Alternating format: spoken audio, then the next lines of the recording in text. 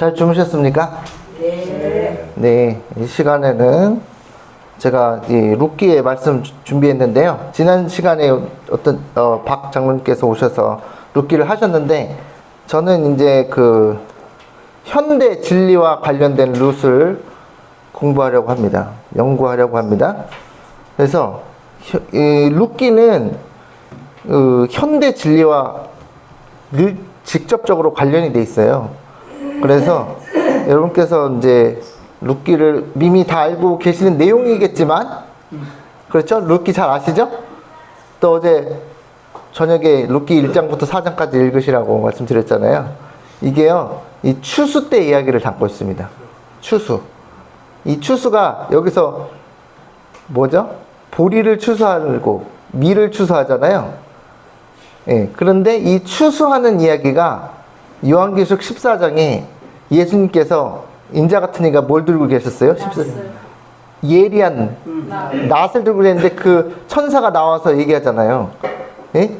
그 낫을 휘둘러 곡식을 뭐예요? 예, 거두시라고 그러잖아요. 수확하라 그러잖아요.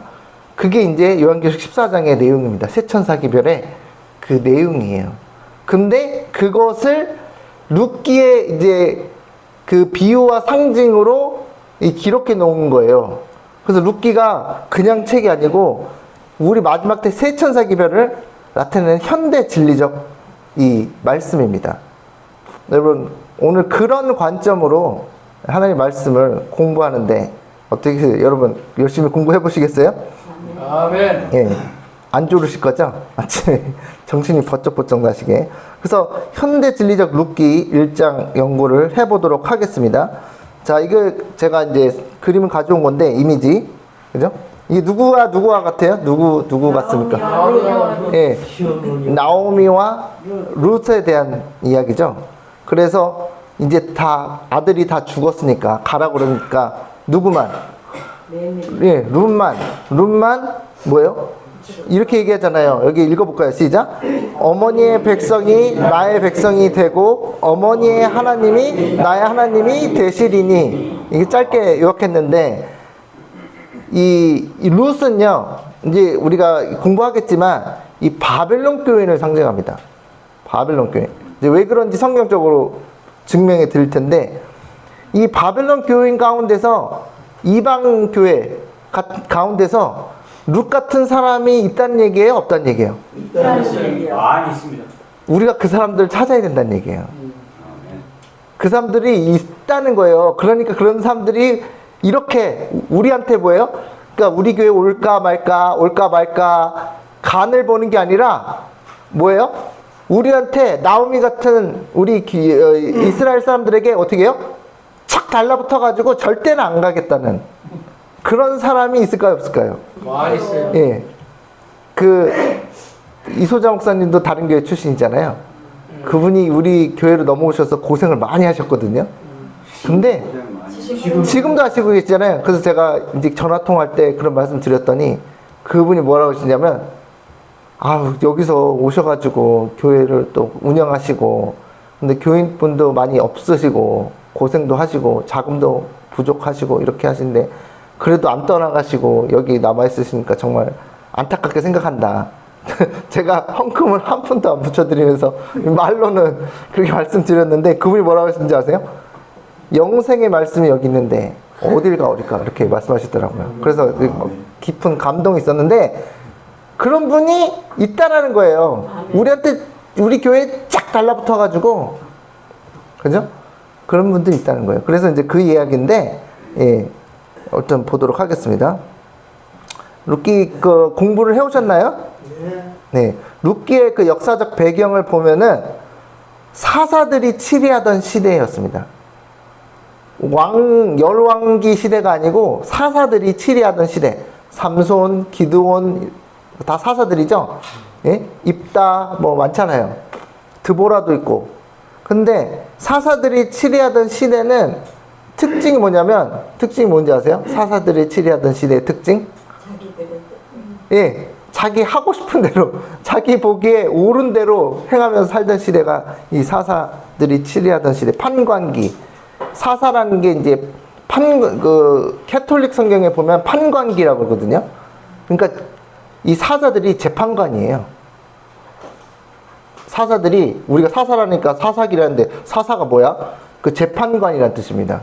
judge. 그래서 영어로는요, 그 사사기 이름이 judge예요, judges. 그래서 재판관들이라는 뜻이에요. 재판관들의 그 기록이라는 뜻이에요. 그 우리도 뭘 받아야 돼요? 우리도 심판을 받아야 되잖아요. 그러니까 이 사사기 시대에 나온 거의 모든 내용이 이 조사심판과 관련된 이야기들입니다. 어쨌든 서로는 그렇게 하고, 룻기 4장 21절에 보면 살모는 보아스를 낳았고 보아스는 오벳을 낳았고, 그 오벳을 누구랑 낳은 거예요? 오벳을 저기 룻이랑. 그래서 오벳이 아들이 된 거잖아요. 보아스의 아들, 룻의 아들이고, 오벳은 이세를 낳았고, 그러니까 이게 다윗의 아버지니까, 그죠? 그 오벳의 이세가 보아스의 이세가 오벳 손주잖아요. 손자. 그 다음에 이세는 누구를 낳았더라? 다윗을 낳았더라. 그랬습니다. 뭐 다 아시는 족보 내용이죠. 예. 그래서 보시면 다윗과의 혈통관계가, 다윗의 아버지는 이세인데 다윗의 할아버지는 누구예요? 오벳. 그리고 다윗의 증조 할아버지는 보아스고, 룻은 증조 할머니. 모압 여인인데 갑자기 다윗이 그리스도를 상징합니다. 그래서 예수님을 상징하는데 예수님의 그 혈통의 족보에 들어가게 된 거예요. 그 룻은 그것을 상상이나 했을까요? 상상도 못한 일이 벌어진 거예요. 상상도 못한 일. 예. 참, 그래서 신기한, 자, 하나님께서 얼마나 큰 은혜를 베푸셨는지.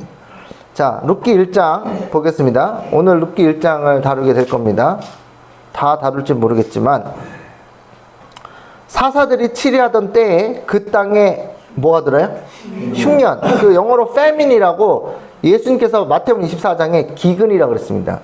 그래서 흉년이 드는 것도 상징이에요. 그림자예요.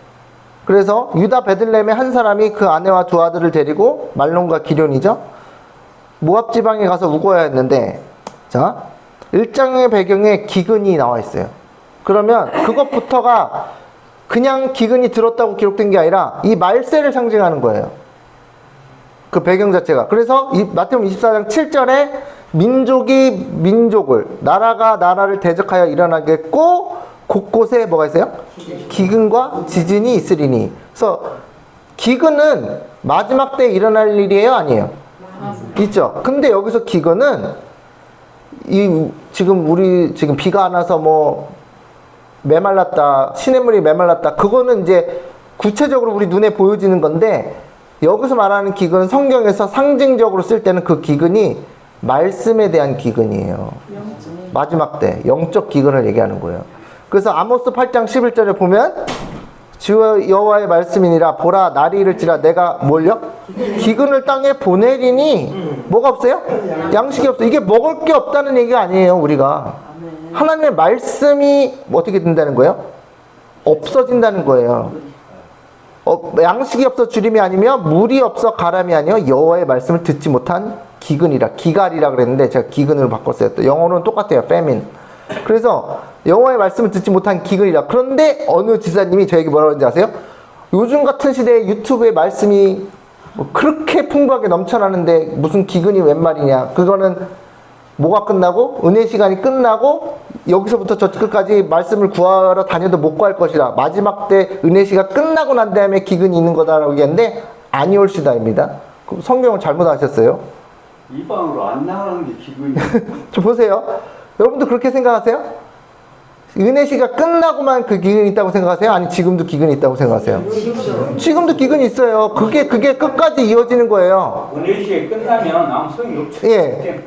그때도 이제 기근에 의해서 그 사람들이 굶어 죽는데, 은혜식이 끝나고도 굶어 죽고 은혜식 끝나기 전에도 굶어 죽어요. 맞나요?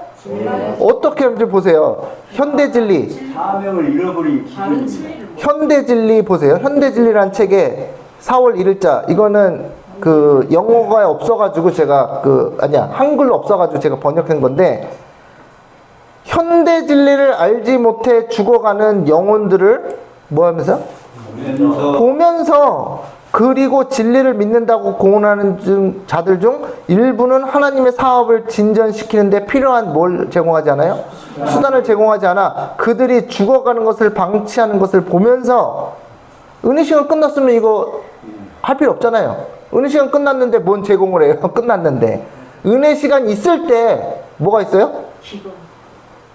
영혼들이 굶어 죽어가고 있다니까요. 뭘 몰라서? 현대 진리를 몰라서 굶어 죽어가고 있는 거예요. 그러니까 유튜브에 말씀이 넘쳐나는 거 맞아요. 그런데 그게 다 현대 진리냐고요. 아니죠. 유튜브에 넘쳐나는 게 현대 진리예요? 일요일교회 목사님들 뭐 전 세계 목사님들 다 얘기하는데 말씀 얘기하는데 그게 풍년이에요? 아니요. 절대 아니올시다. 절대 아니올시다. 말씀 유튜브 나가면 이게 현대진리. 예, 그렇죠.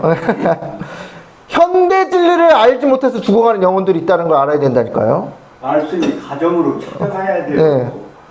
그리고 뭐예요? 아멘. 그 광경은 너무나 고통스러워서 천사에게 그 고통을 내게 해서 거두어 달라고 간청했습니다. 누가요? 화이트인이. 화이트 선지자가 이걸 봤어요. 그래서 사람들이 현대 진리를 전하는 데는 관심이 없는 거예요. 그러니까 영혼들이 다 굶어 죽어. 화이트인이 얘기했죠. 오늘날 양떼들에게 필요한 건 뭐라고 그랬어요? 현대 진리. 현대 진리에 관련 없는 게 전부 다 뭐예요? 굶어 죽게 하는 거예요. 아멘. 현대 진리와 관련 없는 것들이 많아요. 새천사 기별을 전한다면서 엉뚱한 것들을 전한다니까요. 현대 진리와 관련 없는 것들.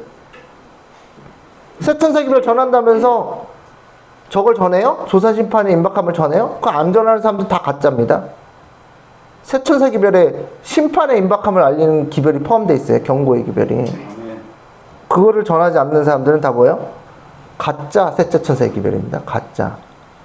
거짓 천사의 기별을 듣고 거짓 기별을 듣고 아멘 한다니까요. 감동을 받아가지고. 예. 우리가 어느 때에 살고 있는지. 그래서 기근이에요? 아니에요? 지금 기근이에요. 그런데 그 기근을 때에 맞춰서 그 양식을 나누어 줄 자가 누구뇨? 예수님께서 말씀하셨잖아요. 때에 맞는 양식이 뭐예요? 그게 현대 진리예요. 현대 우리의 시대와 관련 있는 진리가 때에 맞는 양식이에요. 때에 맞는 양식. 예를 들어서 예수님이 오셔서 만약 제자들이랑 같이 야 방주를 지어라 그러면 그게 맞는 진리예요? 노아 때 방주를 지었단 말이에요. 노아 때. 근데 이 시대에도 방주를 지읍시다. 미국에 진짜 방주를 지은 사람이 있어요. 1대1 사이즈로. 1대1 사이즈니까 방주가 얼마나 크겠어요. 1대1. 축약한 게 아니라 축소한 게 아니란 말이에요. 그 미국에 있어요. 제가 봤어요. 영상으로. 유튜브에 보면. 그러고서 노아처럼 방주를 짓고 방주에 들어가라. 그러면 그게 현대 진리예요? 그건 노아 때에 해당되는 진리죠. 그러니까 우리 시대에 맞는 현대 진리가 있는데 그것을 전하지 않고 다른 기별을 전하면 양떼를 어떻게 하는 거예요? 굶어 죽이는 거예요. 그게. 그래서 현대 진리는 셋째 천사의 기별입니다. 자, 그래서 기근이다 지금도. 만 영들이 풍성하면 다 뭐예요? 14만 4천 벌써 다 됐겠죠. 자, 1장 2절. 자, 이 이야기를 왜 했어요? 1장 1절의 배경이 그 땅의 흉년, 기근이 시작된다. 그 기근이 시작된 얘기가 요셉 이야기도 나오죠? 그것도 마지막 때 이야기예요. 요셉도 언제가 할 얘기가 있을 겁니다. 룻기 1장 2절. 그 사람의 이름은 엘리멜렉이요 아내 이름은 나오미요 그 두 아들의 이름은 말론과 기럝이니 유다 베들레헴 에브랏 사람이더라. 그들이 모압 지방에 들어가서 거기 유하더니. 자, 애들 어디 살고 있었어요? 베들레헴이 빵집이란 뜻인데 빵집을 놔두고 어디로 갔어? 모압을 갔어요. 그러니까 하나님의 말씀이 있는 곳을 버리고 딴 데로 갔으니 잘 되겠어요? 못 되겠어요? 잘 되면 저주받은 겁니다. 그렇죠? 하나님 말씀을 떠나서 세상으로 나가가지고 막 잘 나가면 축복받은 거예요? 저주받은 거예요. 근데 이 나오미는 하나님께서 특별히 뭐 했어요? 축복하셔가지고 물론 남편과 아들 둘을 잃는 불행을 겪었지만 뭐예요? 거기서 잘 되면 거기서 계속 산다니까요. 아세요? 거기서 잘 되면 돈도 잘 받고 막 10억, 100억, 1000억씩 벌면 거기서 계속 산다니까, 천년만년. 하나의 말씀의 집으로 돌아올 생각을 안 해요. 그런데 다행이라면 다행인지 모르겠지만 어차피 남편 죽고 아들 둘 다 죽으니까 뭐예요? 어이구야, 우리 망했구나. 집안이 폭삭 망한 거예요. 폭삭. 하나님께서 우리가 망하게 하실까요? 가끔 세상에 너무 붙어서 살면? 예, 망하게 했어요. 예, 저는 일단 세상에서 잘 나간 적이 없기 때문에 망한 적은 없습니다만 갑자기 폭삭 망할 수가 있어요. 어떻게 해요? 돌아오라고. 징계예요, 징계.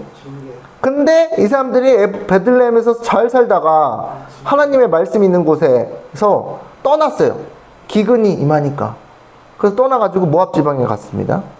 자, 나오미의 남편 엘리멜렉이 죽고 나오미와 그 아들들이 남았는데 그 아들들이 또 모압 여자 중에서 또 교인 아닌, 우리 교인, 재림 교인 아닌 다른 여자들과 또 결혼해가지고 그렇죠?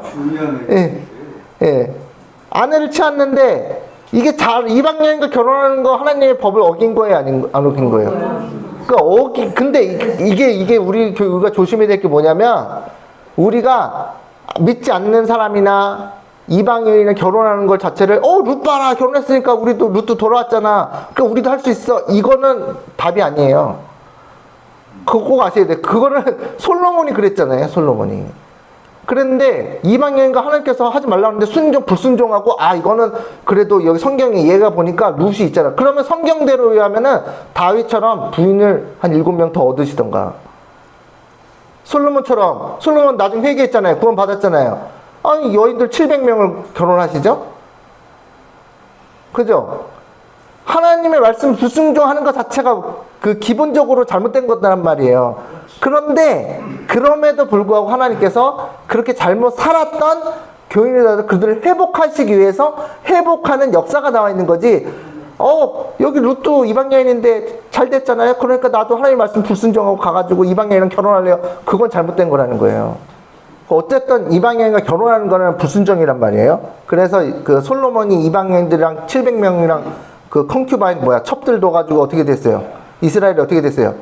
싹 다 망했잖아요. 산당 세우고. 이 여인들이 자식들을 히브리어로 교육시켜요? 자기네 나라 말로 다 교육시켜가지고 이스라엘의 정체성이 다 사라져버렸어요. 그거를 왕도 하니까 누구도 해요? 백성들도 해가지고 그냥 이스라엘 자체가 그냥 망해버렸다니까요. 솔로몬이 나중에 어디까지 가요? 남새까지 해요. 남새까지.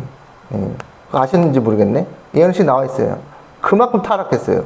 그러니까 그걸 한다고 해서 잘하는 게 아니에요. 하나님께서 회복시켜 주셨다고 해서 그걸 잘했다고 볼 수는 없는 거란 말이에요. 그래서 어쨌든 이 집안이 잘못했잖아요. 그럼에도 불구하고 누굴 만났어요 또? 룻이 며느리로 들어옵니다. 그래서 거한 지 10년쯤에 말론과 기련이 두 사람이 다 어떻게 죽어서 두 여인은 두 아들과 남편의 뒤에 남았더라. 그래서 집안에 폭삭 망합니다. 남자가 집안에 남자가 없으니까 농사는 누가 지나? 예? 농사는 누가 져요? 못 짓죠. 예? 네. 그리고 또 뭐예요? 그때는 야만의 시대인데 그때 뭐 경찰 부르면 경찰 와요? 아이고 저 도적이 쳐들어왔습니다. 911, 119 누르면 경찰 와요? 야만의 시대인데 누가 보호해줘요 그 아낙네들을. 힘도 없는데. 그죠? 그렇게 아주 집안이 폭삭 망했습니다. 그런데 이 모압 여인이라는 그 룻의 그 정체성이, 룻이 모압 여인인 것은 그녀가 모압 교인, 즉 바벨론 교인인 것을 상징적으로 보여주고 있어요. 바벨론 교인. 자, 보시면 왜 그렇게 생각한가? 모압과 암몬이 어떻게 탄생했는지 보시면 창세기 19장 35절 보면 그 밤에도 그 딸들이 아버지에게 뭘 먹여요? 술, 와인, 포도주를 먹여요. 포도주를 마시게 하고 작은 딸이 일어나 아버지와 동침하니라. 그러나 아버지는 그 딸이 눕고 일어나는 것을 깨닫지 못하였더라. 37절에 큰 딸은 아들을 낳아 아버지에게 뭘 먹이고? 바벨론의 포도주를 먹이고 낳은 게 뭐예요? 아들인 모압이란 말이에요. 그러니까 모압이 바벨론 교인인 거예요. 바벨론의 포도주. 상징적으로 그렇다는 거예요. 상징적으로. 술을 마셨는데 이 술이 와인이에요. 원어가, 영어가 술이 와인이에요. 와인. 와인이 요한계시록에 나와야 안 나와요? 나오죠? 그러니까 바벨론 교인이에요. 작은 딸도 아들을 낳아 이름을 베남미라 하였으니 오늘날 암몬 자손의 조상이었더라. 그래서 암몬 자손이나 모압 자손이나 전부 바벨론 교인을 상징적으로 보여주고 있습니다. 그죠? 그래서 모압은 롯의 큰 딸이, 맞죠? 룻이 아니라 롯의 큰 딸이 아버지에게 와인을 마시게 하고 임신해서 낳은 아들이다. 그러니까 바벨론 교회에 가면 여러분 뭐 마시는지 아세요? 무성이요. 바벨론의 포도주를 마시게 돼 있어요. 거기서. 그래서 알락알락알락 막 이상한 거 하잖아요. 여러분 술 마셔보신 분 계실 텐데 뭐 안 계신 분도 있지만 와인을 한 100잔 정도 마시면 어떻게 될까요? 꽐락꽐락 하겠죠? 제정신이 아니에요. 제정신이 아닌 그 미친 짓을 하는, 그러니까 마귀방언이 나오는 거예요. 미친 짓을 하니까. 바벨론 교회에서 와인을 마셔대면. 그러니까 아버지에게 뭘 마시게 해요? 와인을 마시게 하니까 꽐락꽐락 하니까 어떻게 해요? 이상한 짓을 하게 되고 잘못된 아들이 나오는 거죠. 잘못된 관계에서. 아시죠? 그래서 바벨론 교회를 상징적으로 보여주고 있단 말이에요. 자, 모압 교인과 암몬 교인. 자, 바벨론 교인이라는 교인입니다. 계시록 14장 8절 다 아시는 내용이죠. 또 다른 천사 둘째가 그 뒤를 따라 말하되 무너졌도다 무너졌도다 큰 성 바벨론이여 모든 나라에게 그의 음행으로 말미암아 진노의 포도주를 뭐예요? 먹이던 자더라. 그래서 바벨론 교인 되면요 진노의 잔을 마시게 돼. 맞나요? 짐승과 짐승의 표를 받게 되거든. 그러니까 바벨론에 있는 포도주 교리를 마시면 거기에 취해가지고 뭘 받는다고요? 짐승의 표를 받는다. 그러니까 마시면 안 되는 거예요. 포도주를. 그 바벨론의 포도주를. 진짜 술도 마시면 안 되지만 바벨론의 거짓 교리들을 마시면 안 되는 거예요. 뭘 받게 되세요? 짐승의 표를 받게 돼 있다는 거예요. 일단 술 마신 거랑 똑같아. 술 마시면은 어떻게 해요? 막 사람 치고 그래서 아우 내가 술만 아니었으면 내가 사람 안 치는데 법정에 가서 막 저거 하잖아요. 술 마시고 또 뭐예요? 운전해. 그냥 사람을 막 치어 죽여. 술 마시고 또 뭐예요? 온갖 범죄를 다 하잖아요. 그러니까 술 마시면 자제력이 떨어져 가지고 뭐예요? 악한 일들을 계속 하게 된다고. 근데 교리적으로도 똑같아요. 바벨론 교리에 취하면 어떤 일을 하게 돼요? 미친 짓을 하게 돼요.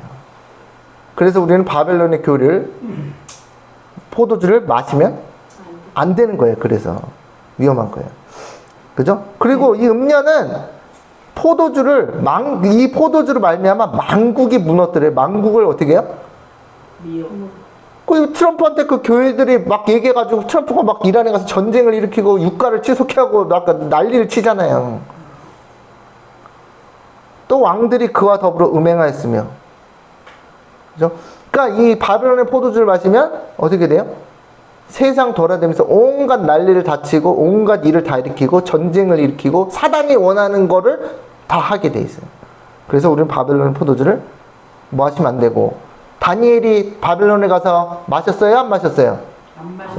바벨론 왕이 마시는 진미와 포도주를 마셨어요? 안 마셨어요? 똑같은 얘기예요. 세천사 기별처럼. 바벨론 왕이 뭘 준다니까요? 바벨론 왕이 야 내가 마시는 포도주 너도 마셔라. 술에 취해라. 바벨론에서 주는 진미를 먹는다니까요. 음식을. 바벨론에서 나오는 음식이 뭐예요? 교리, 거짓 말씀, 거짓 진리. 그게 뭐예요? 왕의 진미예요. 그게. 예, 다 구약과 연결이 되죠? 놀랍습니다. 자, 어쨌든 그 다음에 1장 6절 그 여인이 모압 지방에서, 자 여기서 이제 터닝 포인트, 전환점이 일어납니다. 여인이 모압 지방에서 여호와께서 자기 백성을 돌보사 그들에게 무엇을? 기근이었는데 뭐가 주어져요? 말씀이 주어졌어요. 말씀의 양식이. 양식을 주셨다 함을 듣고 이에 두 며느리가 함께 일어나 모압 지방에서 돌아오려 하여. 지금 누가 역사하고 있는 거예요? 하나님께서 역사하고 있는 거예요. 그러니까 이 소식도 들려. 동북에서 오는 소문처럼 뭔 소식이 들려요? 야, 베들레헴에 갑자기 먹을 것이 풍부해졌대. 그러니까 먹으러 가야 돼요, 안 가야 돼요? 아, 기근이니까 베들레헴에서 기근을 해서 떠났는데 갑자기 베들레헴에 하나님께서 돌보셔가지고 거기서 뭐가 먹을 게 풍성해지니까 가야 돼요, 안 가야 돼요? 그죠? 여러분 같아서 갈 거 아니에요. 그러니까 먹으러 가는데 이게 다 이게 표상의 상징이라니까요. 여기서 보면은 이게 놀라운 게 있습니다. 영어로 보면 여기 비지트 아세요? 비짓? 영어 단어 방문하다 그런 뜻인데 여기서는 하나님께서 자기 백성을 돌보셨다 그랬잖아요. 그게 영어는 그런 뜻이 아니고 방문하셨다라는 뜻이에요. 방문하셨다. 찾아오셨다. 하나님께서 돌보사도 맞는 얘기죠. 의역으로. 근데 찾아오셨다가 중요해요. 찾아오셨다. 그래서 딱 뭐가 생겼어요?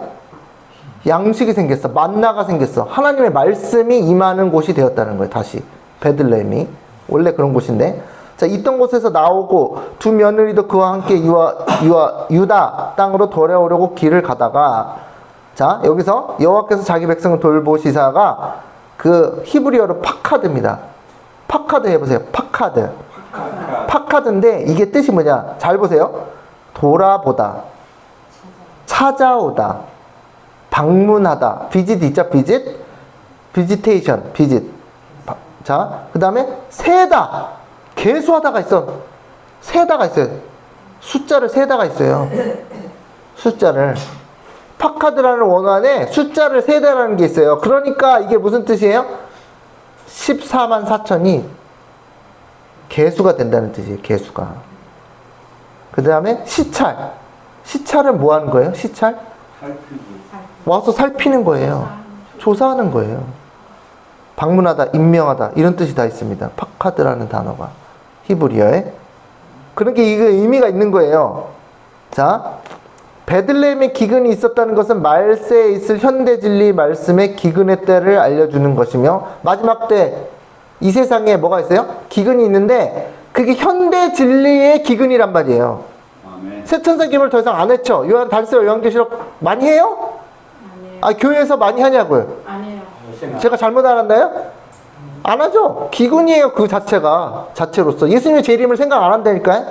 그게 기근이에요. 현대 진리의 기근이에요. 그게. 그러니까 영성을 회복하는 거예요. 다시 말해서 하나님께서 그분의 백성을 돌아보셨다는 것은 영어로 비짓 아시죠? 이거 쉬운 단어니까 중학교 1학년 단어인데 방문하다, 찾아오다라는 뜻이에요. 근데 이게 얼마나 중요한 단어냐면 예수님께서도 이게 얘기합니다. 자, 같은 단어를 썼어요. 누가복음 19장 41절에 보면 가까이 오셔서 성을 보고 우셨다. 누가요? 누가 울었어요? 예수님께 왜 우셨지? 42절에 이르시되 너도 오늘 평화에 관한 일을 알았더라면 좋을 뻔하였거니와 지금 내 눈에 숨겨졌더라. 라오디게아 교인이야. 눈이 멀었어. 그래서 안 보여. 뭘 안 보여요? 뭐가?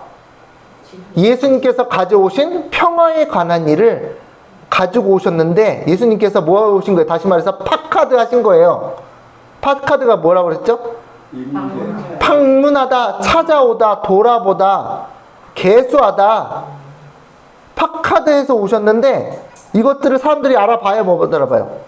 못 알아봐요. 그러니까 예수님께서 우신 거예요. 그것 때문에 슬퍼가지고 날이 이를지라 네 원수들이 토성을 쌓고 너를 둘러 사면으로 가두고. 예수님께서 돌아보러 오셨는데 그걸 못 알아보니까 어떤 일이 일어나요? 사단이 예루살렘을 사방으로 에워싸요. 그러니까 똑같이 우리 시대 예수님께서 찾아오셨는데 우리가 라오디게아 교인에 대해서 눈이 멀어가지고 그걸 못 알아보면 그 후에 무슨 일이 일어나요?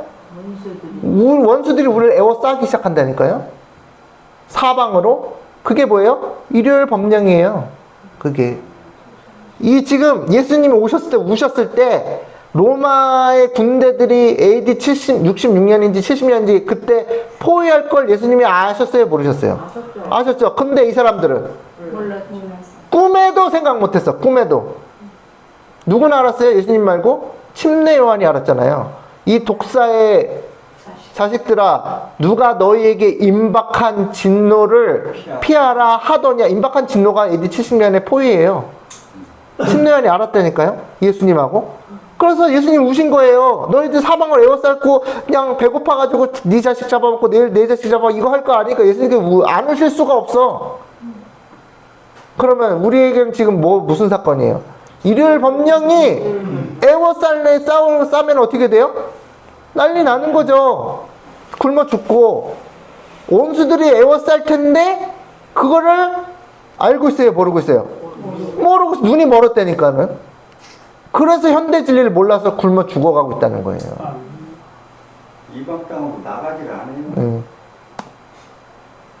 19장 44절. 또 너와 및 그 가운데 있는 네 자식들을 땅에 메어 치며 슬픈 일이죠? 예수님 괜히 우신 게 아니에요. 돌 하나도 돌 위에 남기지 아니하리니 왜 그런 일이 일어나지? 왜? 이거 왜냐하면 여기 이는인데 제가 왜냐하면으로 바뀌었어요. 이는은 약간 약해. 왜냐하면 뭐래요? 네가 보살핌 받는 날을 알지 못함을 인함이니라. 왜 망한대요? 예수님께서 구원하시려고 찾아오셨는데 예수님을 못 알아봤다 그 얘기예요. 슬픈 일이죠. 여기 나오죠? Time of your visitation. 타임이 뭐냐면 때란 뜻이에요. 때. 너희들의 방문하시는 때를 니네들이 몰랐다. 그러니까 찾아오시는 때가 중요해요, 안 중요해요? 중요한 거예요. 이게 찾아온 다음에 우리를 준비시키고 제자들을 선택해서 모으시죠? 제자들을 모아요. 훈련시키고 준비시켜가지고 뭘 만들어요? 초대교회 기둥을 만들어버리잖아요. 맞죠? 예수님께서 그거 하러 오신 거예요. 왜? 원수들이 사방으로 에워쌀 거기 때문에 빨리 뭘 준비시켜야 돼요? 그 재앙을 피할 초대교회를 만드시러 오신 거예요. 근데 그때가 뭐라고요? 너희들의 방문하시는 때를 니네들이 알지 못했다. 제자들은 알았어요, 몰랐어요? 나는 부족했지만 알았으니까 예수님한테 달라붙어가지고 다녔잖아요. 생명의 말씀이, 영생의 말씀이 여기 있는데 우리가 어디로 가오리까? 베드로가 한 말이잖아요. 예수님께서 너희들도 가려느냐? 나는 하늘에서 내려온 떡이다. 나는 생명의 떡이다. 너희들이 내 살과 피를 먹어야 된다 하니까 다른 사람들이 저 사람 이렇게 됐나 봐. 자기 살을 먹으래. 얼마나 무지했으면 예수님께서 하신 말씀을 자기 살 먹으라는 걸로 알아들었어. 내 피, 야 저거 어찌 자기 살을 주어 우리를 먹게 하겠느냐. 쟤 이렇게 됐나 보다. 야 가자. 일단 배는 부르니까 가자. 다 먹고 나서 그 얘기를 했다니까. 다 먹고 나서 5,000명을 먹이고 4,000명을 먹이셨는데 다 먹고 나서 그 얘기 엉뚱한 소리를 했다니까요. 그 다음날 찾아왔잖아요. 예수님 전날 배부르게 먹은 다음에 바다 건너고 그 다음날 또 찾아와가지고 하니까 예수님께서 그때부터 어떻게 한 거예요? 잘라버렸어요. 예수님께서 그 말을 일부러 하신 거예요. 사랑의 예수님께서 나는 하늘에서 내려온 떡이니 만나다. 내가 내 살을 먹고 피를 마신 자는 영생을 얻었고 그 말을 일부러 하신 거라니까요. 어떤 사람들을 잘라내기 위해서? 먹는 것만 찾아다니는 사람들을 위해서 잘라버렸어요. 그래서 제자들이 보호함을 받은 거예요, 거기서. 그러니까 예수님이 찾아오는 때를 알아야 돼요, 몰라야 돼요? 알아야 돼요. 이게 늦음이 성령의 빗방울이에요. 예수님이 찾아오실 때 여러분 어떻게 돼요? 그 때를 알아야 돼요, 때를. 네. 자, 사사시대, 역사의 반복과 유사성. 사사시대에 베들레헴에 뭐가 있었다고요? 기근이 있었을 때 하나님께서 그들을 구원하시기 위해서 파카드 찾아오신 거라니까요. 찾아오셔서 그래서 역사를 이룬 거예요. 그 다음에 근데 이거는 별로 약하게 나타났는데 예수님께서 메시아의 때를 알려주는 초림 당시의 현대 진리의 만나의 기근 때문에. 이게 무슨 말이냐면 침례 요한은 예수님을 준비하라고 예수님을 어떻게 앞서 나가는 자가 됐죠? 침례 요한이 회개하라, 천국에 가까운 일이라. 무슨 근거로 얘기를 했어요? 무슨 근거로?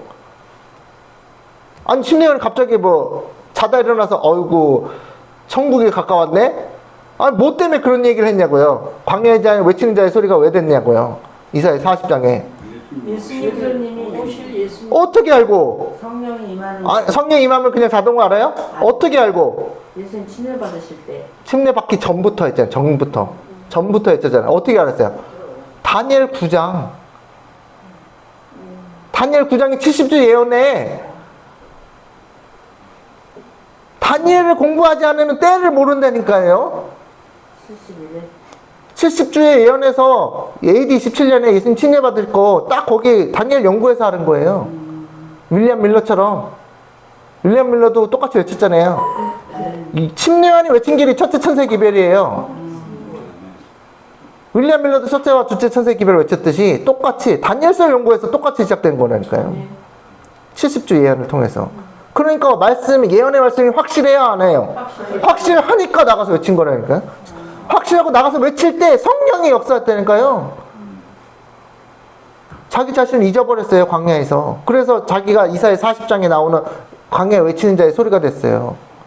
너희는 내 백성을 위로하라. 외치라. 아낌없이 외치라. 나팔을 불었다니까요. 근데 그때 당시에 뭐예요? 초림 당시에 제사장들이 현대 진리의 만나에 기근이 당하고 있었어요. 제사장이 열심히 외쳤어요? 예수님 초림됐다고?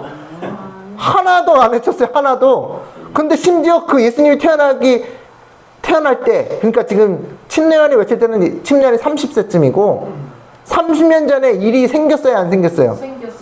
어마어마한 큰일이 생겼는데 동방의 박사들이 찾아와가지고 유대인으로 왕을 나시니까 어딨니 하니까 베들레헴에서 나신다 그랬는데요. 막 그래서 그랬죠, 그들이. 그런데 30년 지난 동안 아무것도 안 한 거예요. 그렇게 이 흔들림이 있었는데, 떠들썩함이 있었는데도 아무것도 안 하고 누구만 연구했다 그랬어요? 시대소망에 침례요한하고 예수님의 그 초림을 기다리는 목자들, 바깥에서 목자들, 예, 그 사람들이 지금 거기 읽어보면 목자들이 밤에 양떼를 돌보면서, 양떼를 돌보는 게 뭐예요? 영혼들을 돌봤다는 얘기잖아요. 다시 말해서 상징적으로. 밖에서 쳤어요. 예, 치면서 뭐 했어요? 메시아의 오심에 대한 예언을 연구하는 사람이었다. 제자들도 마찬가지세요. 제자들도 베드로도 그 무식해도 연구했어요, 예언. 그래서 소개할 때 그러죠. 우리가 그 성경에서 예언한 그 메시아를 찾았다. 그러자 마지막 때도 기근이고 이때도 기근이고 기근. 지금 재림에 가까운 때 뭐라고요?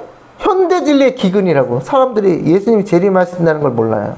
자, 안 들어가요. 예, 사라에게 방문하신 예수님. 똑같은 단어가 어디서 나오냐면 창세기 21장에도 나와요. 사라 이야기 아세요, 모르세요? 아브라함의 와이프 사라. 사라 있잖아요, 사라. 근데 애를 낳아야 못 낳아요? 못 나니까 누가 찾아와야 돼요? 예수님 찾아오셨다니까. 그게 똑같은 단어예요. 파카드예요. 이게 파카드가 예수님이 그냥 찾아오시는 게 아니라 결정적인 순간에 찾아오셔요. 결정적인 순간에. 하나님의 역사가 일어난다니까요. 사라가 90세인데 이삭을 임신한 게 얼마나 놀라운 역사예요. 맞나요? 하나님 찾아오시는데 그냥 찾아오시는 게 아니라니까요. 여호와께서 말씀하신 대로 사라를 돌보셨고 나왔는데 파카드, 방문하셨고라는 뜻이에요. 방문했어요, 안 했어요? 사라 1년 전에 찾아왔죠. 1년 전에 찾아와가지고 네가 아들을 낳으리라니까 사라가 어떻게 했더라? 웃었죠. 그래서 아들 이름이 이삭이잖아요. 우리도 방문해야 됩니다. 예, 우리도 찾아오신다니까. 근데 늦은 비 성령의 빗방울로 찾아온다는 거 아셔야 돼요. 그래야지 소나기를 받을 준비가 돼요. 파카드, 이거 외우시겠네 이제. 파카드, 개수하다라는 뜻이 있어요. 파카드가 찾아오다, 방문하다 말고 개수하다. 14만 4천이 개수된다니까요. 이때 여호와께서 말씀하신 대로 사라에게 행하셨으므로 사라를 돌보셨대. 왜 방문하셨지? 21장 2절 창세기. 사라가 임신하고. 기적이 일어났어요, 안 일어났어요? 아니 30대 처녀면은 결혼하면 임신하는 거야. 그게 어려운 일이야? 이렇게 하셨겠지만 90세 할머니가 임신했으면 기적이에요, 아니에요? 폐경, 다들 폐잖아요. 폐경. 경수가 다쳤다. 더 이상 애를 낳을 수 없어. 과학적으로. 불가능한데 누가 찾아오세요? 하나님이 찾아오시니까 어떻게 돼? 임신이 돼. 불가능한 것이 가능케 돼. 이게 품성 얘기입니다. 여러분 알고 계셨어요? 이게 여러분이 예수님의 품성을 낳느냐 못 낳느냐 그 얘기예요. 네. 불가능하다고 생각하죠? 더 신학자들이 다 그렇게 얘기한다. 불가능해. 그 말은 뭐냐? 아브라함이 이삭을 낳은 게 아니야. 이 얘기랑 똑같은 얘기예요. 아브라함이 이삭을 낳은 게 아니고 어디서 업어왔어. 이 얘기예요. 믿음이 없다니까요. 하나님의 전능하신 능력에 대한 믿음이 없는 거예요. 그런데 무슨 믿음으로 알면 의를 얘기하고 있어요. 다 거짓말이지. 히브리 보면 사라가 의인이라고 했어요. 저것 때문에 그렇다니까. 그렇죠? 어쨌든 예수님이 찾아오니까 이맘때 내년에 내가 찾아올 텐데 그때는 뭐예요? 찾아올 때 임신을 했어요. 임신을. 아멘. 그래서 사라가 웃었다 빵끝. 그래서 아들 이름은 이삭이라고 지었다. 여러분께서도 예수님의 성품을 낳으실 거예요? 안 낳으실 거예요? 난 남자다 해서 애 못 낳겠다. 그거예요? 그 요한계시록 12장에 나오잖아요. 여자가 달을 밟고 해로 옷 입은 여자가 서 있었는데 그 여자가 누굴 낳아요? 아들 낳는데 그 여자가 그 아들이 누구예요? 철장으로 만국을 다스릴 남자라. 그 남자가 누구예요? 예수. 그럼 그 여자가 누구예요? 마리아인가? 아니잖아요. 그 교회란 말이에요. 교회가 예수님을 낳는다는 얘기예요. 아멘. 마지막 때 교회가 예수님을 낳을까요? 성품을 낳는다는 얘기예요. 성품을. 이삭이 네. 예수님의 상징입니다. 그래서 아브라함이 믿음의 조상인 거예요. 믿음을 알면 의를 자신들이 체험을 했으니까. 나오실 거예요? 예수님의 성품? 영적인 내 안에 있는 사단의 권세로부터 구원함을 받아야 된다니까요. 영원 우리도 마리아가 돼야지. 그렇죠. 마리아 그 얘기입니다. 영원 주의 계집종이오니 말씀대로 내게 이루어지이다. 그게 믿음을 하면 의인데 그걸 안 믿는 게 문제라는 거예요. 그걸 누가 해주신다고요? 하나님이 전능하신 능력이 우리를 덮어야지 그게 가능한데 자꾸 내 능력으로 자꾸 그냥 목욕을 하니까 안 되죠. 이거를 지금 이거보다 더 명백하게 설명할 수 있네. 이거보다 이 사건보다 믿음으로 안 믿는 의가 하나님의 전능하신 능력이 나를 완전히 덮어야지 예수님이란 아이를 낳는다고요. 아멘. 그것을 바라야 되는 우리가 자꾸 씻어 우리가 막 때 빼고 광을 내려고 그래. 안 된다니까 그거는. 왜 안 되는 걸 자꾸 하려고 그러는지 모르겠어요 사람들이.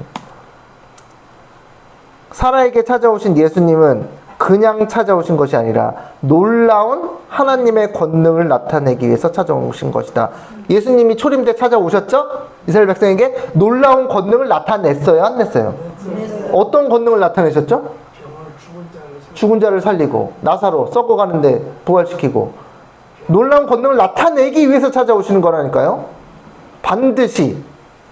그러니까 여러분께서 거기에 참여할 거냐 아니면 나 몰라다 나는 모르겠다 할 거냐 여러분의 선택이에요. 알아서 잘 하시기 바랍니다. 자, 90세가 된 사라는 아이를 가지는 것이 불가능한 일이었지만 하나님의 권능으로 예수님을 낳았다.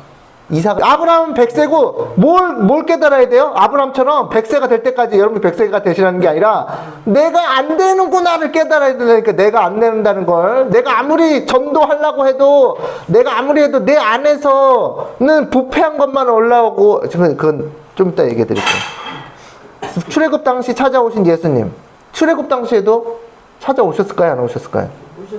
요셉이 이렇게 얘기해요. 요셉은 출애굽 때가 아니에요. 요셉은 지난 다음에 요셉이 죽고 한참 지난 다음에 요셉이 뭐라고 그러는지 보세요. 창세기 50장 24절에 요셉이 그의 형제들에게 이르되 나는 죽을 것이나 하나님이 당신들을 돌보시. 그게 파카드예요. 그게 비짓이에요. 당신들을 이 땅에서 인도하여 내사 아브라함과 이삭과 야곱에게 맹세하신 땅에 이르게 하시리라 하고 요셉은 안 봤는데도 믿음으로 뭘 알았어요? 하나님께서 찾아오실 것을 알았어요. 그런데 찾아오신 다음에 하나님께서 권능을 모세를 통해서 보여주셨어요? 안 보여주셨어요? 어떤 권능을 베푸셨지? 홍해를 갈라진다니까. 하나님의 권능을 나타내. 이게 대단한 일이에요. 이게 정말 어마어마한 일이 일어난다니까요. 홍해가 갈라져요. 하나님께서 찾아오시면 뭐가 갈라져요? 홍해가 갈라져요. 바위를 가르시고 거기서 생수가 나오고 만나를 내리시고 열재앙이 내려버린다니까요. 애굽에. 하나님의 권능을 나타내세요? 안 나타내세요? 이게 우리 때를 다 위하여서 적어놓은 거예요. 우리 때를 위해서. 우리는 거듭나고 하나님의 성품을 예수님의 성품을 만드는 일에 하나님의 권능이 없으면 홍해가 갈라지는 권능이 없으면 안 된다고 그 얘기를 하는 거예요. 그 얘기를. 지금 우리 때도 칠재앙 내리고 하나님의 권능이 임하겠지만 우리가 예수님의 성품으로 거듭나는 거는 진정으로 성령과 침례로 불과 성령의 침례를 받는 거는 하나님의 권능이 아니면 절대 안 된다는 거예요. 그걸 꼭 아셔야 돼. 그거를. 그래서 뭐 해야 돼요? 하나님의 권능이 아니고 안 되니까 내가 나를 의지해요? 누구를 의지해요? 전적으로 하나님의 의지에서 내 성품이 변화돼야 된다고. 내 안에 있는 사탄의 권세가 있어요, 없어요? 있어요. 이기심. 자꾸 이기적으로 흐르는 나의 사탄의 권세를 무찌를 수 있는 분은 예수님밖에 없다는 거예요. 아멘. 나오미가 두 며느리에게 이르되 너희는 각기 너희 어머니 집으로 돌아가라. 너희가 죽은 자들과 나를 선대한 것 같이 여호와께서 너희를 선대하시기를 원하며 이제 가라. 그런 거죠. 여호와께서 너희에게 허락하사 각기 남편의 집에서 위로를 받게 하시기를 원하노라 하고 그들에게 입맞춤에 그들이 소리 높여 울며 나오미에게 이르되 아니니이다 우리는 어머니와 함께 어머니의 백성에게 돌아가겠나이다 하는지라. 오르바는 뭐예요? 예의상 얘기한 것 같아. 예의상.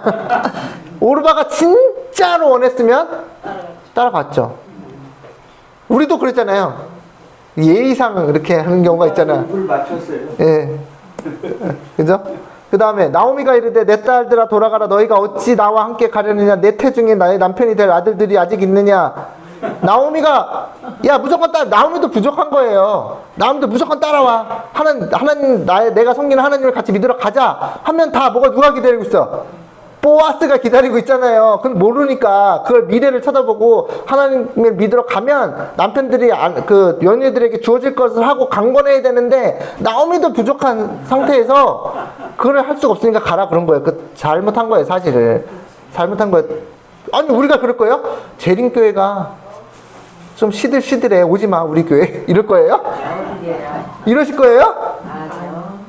너를 데려오면 바벨교회도 데려오면 여기서 하나님께 또 역사하실 거야. 그러니까 일단 와요. 부족해. 우리 재림교회 뭐 다 자고 있어. 세상을 닮아가고 있어. 뭐 이러고 있어. 시들시들해. 사랑이 없어. 이랬다 저랬던 오라 그래야 되는데 나오미는 아우 남편이 없어. 우리 예수님이 없어 우리 교회.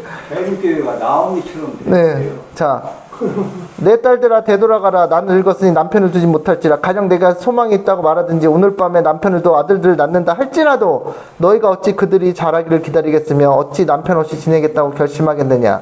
말이 안 된다. 현실적으로는 그렇다는 거야. 현실적으로는. 내 딸들아 그렇지 아니하니라. 여호와의 손이 나를 치셨으므로 집안도 폭삭 망했는데 따라오라 할 마음이 없죠. 그죠? 나는 너희로 말미암아 더욱 마음이 아프도다 하매. 자, 여호와 이레. 여기서 나올 말이 아닌데 여호와 이레는 아브라함이 아시죠? 이삭을 데려가면서 번제할 양은 어디 있습니까? 그러니까 여호와 이레 여기 나온 말이잖아요. 그러니까 이제 나오미가 뭘 깨달아야 됐어요? 여호와 이레를 깨달았어야 됐어요. 이해는 갑니다. 집안이 폭삭 망하고 남편 죽고 아들 둘 죽고 무슨 낙이 있었겠어요. 나오미는 며느리들에게 줄 아들이 없었으므로 그들에게 따라오지 말라고 하였으나 하나님께서는 어떻게 하셨어요? 하나님께서는 룻을 위한 남편을 보아스를 이미 준비해 두고 계셨다니까. 이미 늙었어. 이미 늦게 와가지고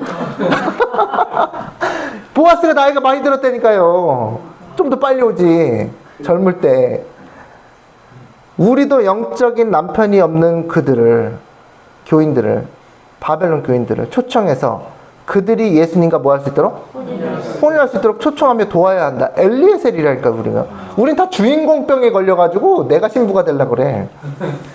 그죠? 내가 세상에 주인공병에 걸리면은 이런다니까요. 왜 내가 남 좋은 일 시켜? 엘리에셀이 하나님의 충실한 종이었잖아요. 근데 아들 이삭이 누가 필요해요? 아브라함이 하나님 아버지고 이삭이 예수님인데 예수님을 상징하는데 예수님 뭐가 필요해요? 부인. 신부가 필요한 거예요. 그 엘리에셀이 필요하세요? 그러면 어떻게 해? 어디 가서 구해오라 그러잖아요. 하란. 그거 바벨론이에요. 바벨론. 그러니까 바벨론 지역은 아닌데 바벨론에서 나와서 하란에 거한 거거든요.